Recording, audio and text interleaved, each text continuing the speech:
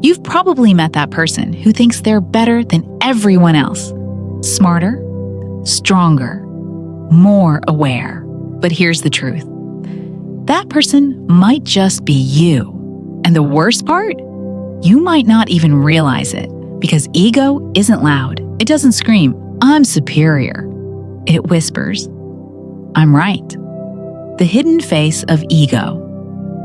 When people hear the word ego, they think of arrogance, vanity, or pride. But ego is much more subtle.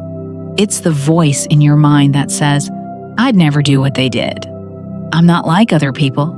I'm different, better." It feels like confidence, but it's actually a cage. Because the moment you believe you're above others, you stop learning from them.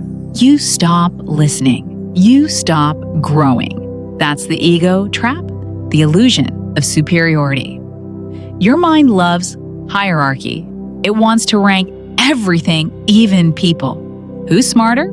Who's stronger? Who's winning? But this comparison game never ends because ego feeds on insecurity.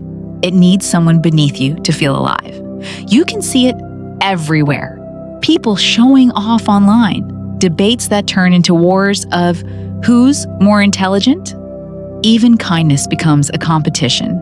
Look how humble I am. The ego can turn anything, even goodness, into a weapon of superiority. The spiritual ego trap. Here's where it gets darker. Some people think they've transcended their ego, but that's the ego's greatest trick. The moment you say, "I'm more awakened than others," I see the truth that they can't. You've fallen into a deeper illusion. That's not enlightenment. That's ego wearing a spiritual mask. The ego doesn't disappear. When you start healing, it just gets smarter. It hides behind wisdom, behind peace, behind your higher self. And suddenly, you look down on the very people you were once like. That's the trap. How ego blinds you. The ego convinces you that you're separate. It isolates you from others. And when you're isolated, you can't empathize. You see people as types, not humans. You start judging instead of understanding. And every judgment feeds the illusion of superiority, a false identity built on comparison.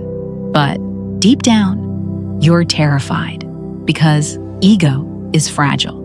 It knows that one moment of failure, one dose of truth, can shatter everything it built. That's why ego hates silence. It hates humility. It hates vulnerability.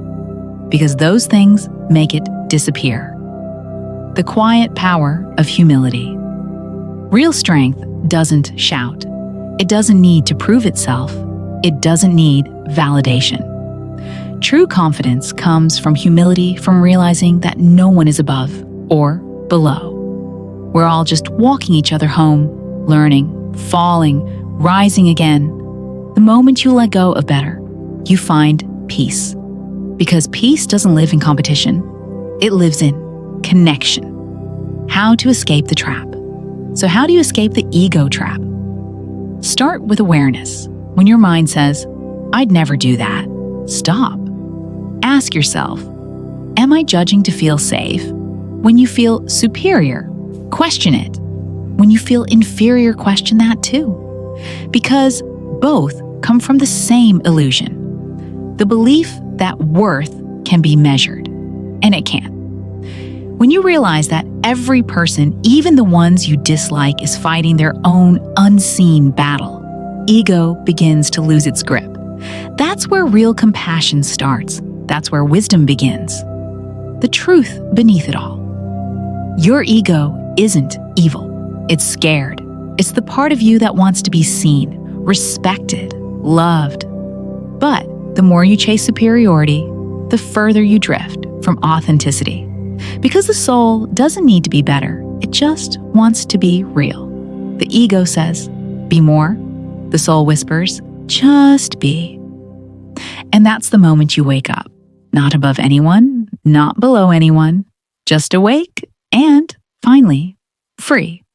You don't rise by thinking you're better.